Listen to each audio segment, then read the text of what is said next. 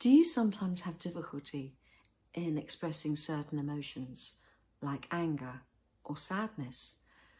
For some of us, it's easier to express some emotions than others, but anger is something that we can have real difficulty in expressing, or we leave things store up for so long that we then explode.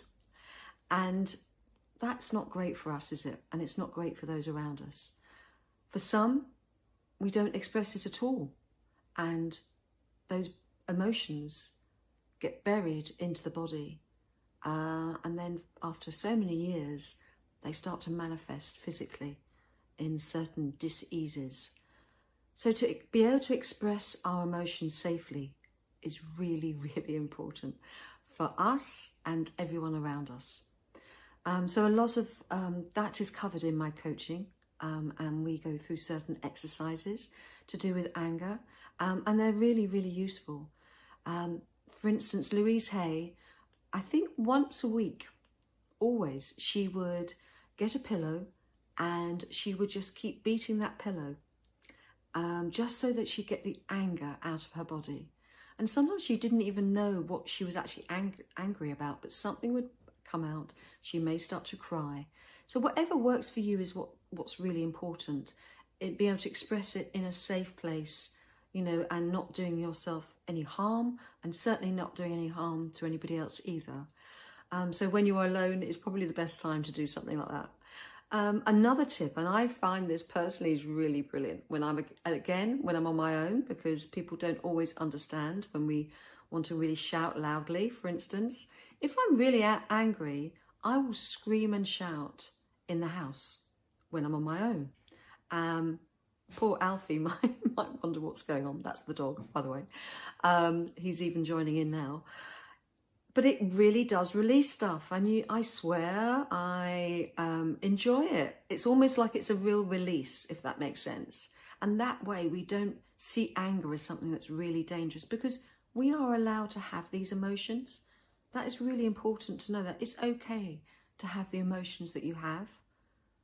Who says it isn't okay? If that's what's coming up, we need to lean in to those emotions, rather than sometimes what happens is people will numb them by maybe drinking too much or eating too much or shopping too much.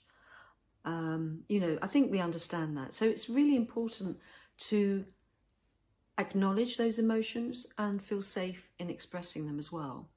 Another one might be, if you're in the car on your own, and definitely with the windows closed, is to have a good screaming fit and shouting when you're driving around, you know, safely. Try and keep it safe when you're in the car, if that's, you know, a better place to be private.